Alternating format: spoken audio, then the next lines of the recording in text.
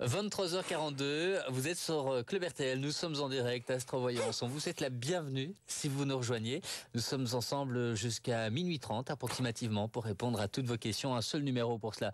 Si vous voulez finalement interroger Vincent qui nous accompagne ce soir, 0905 82 905. Vincent qui est d'humeur joyeuse.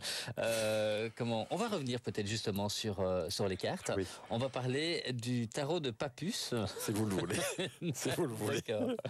Bon, si vous y tenez. Le tarot de Papus, effectivement, c'est un tarot qu'on découvre parce qu'on n'utilise pas très souvent. Non, exactement. Et je peux vous dire, il est épuisé. Donc, ne cherchez pas le tarot de Papus dans le commerce.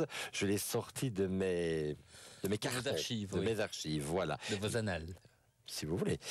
Mais c'est vraiment un jeu de tarot que j'aime beaucoup parce qu'en fait, il a été mis au point par le docteur Ancos, qui était un médecin du 19e, 20e siècle.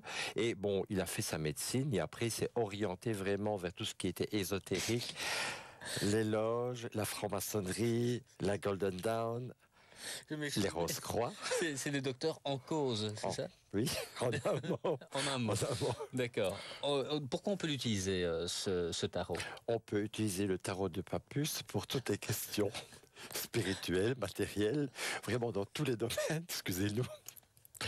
C'est vraiment un jeu de cartes tout à fait complet, avec les 22 lames majeures, les 56 lames mineures, et vraiment, c'est un jeu tout à fait complet. Et il a lui-même ajouté, si je retrouve par exemple une lame majeure, il a ajouté aux lames majeures classiques différentes symboliques, que ce soit astrologiques, ésotériques, kabbalistique et même alchimique. Donc nous avons sur une lame, par exemple une lame majeure, un ensemble d'informations pour avoir vraiment toute la symbolique. Je vous avoue franchement que je n'en connais qu'une toute petite partie et je suis toujours en quête de trouver d'autres informations, mais ça ne se trouve pas toujours de manière très facile.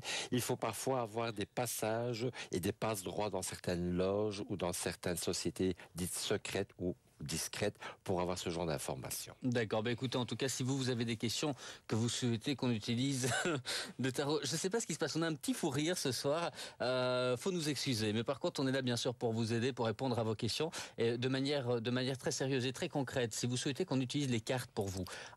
Minuit 27, quelques secondes, c'est le temps qui vous reste pour nous appeler, pour être la dernière personne à nous rejoindre en direct. 0905 82 905. Je ne sais pas ce qui se passe sur ce plateau ce soir, mais en tout cas, une bonne humeur. Je posais la question juste avant de parler de la ligne privée, justement. Est-ce que vous avez besoin des cartes? Est-ce que vous avez besoin d'un pendule? Ou est-ce que vous avez justement cette énergie qui vous permet de répondre facilement? Ça aide. Je suis un peu fainéant, donc ça aide. Mais c'est vrai que généralement, je n'ai pas toujours besoin de mettre les cartes. On me donne l'information avant de poser les cartes. Donc ça me permet aussi d'aller très vite dans le temps. Bon, c'est la deuxième partie du fou rire de cette émission.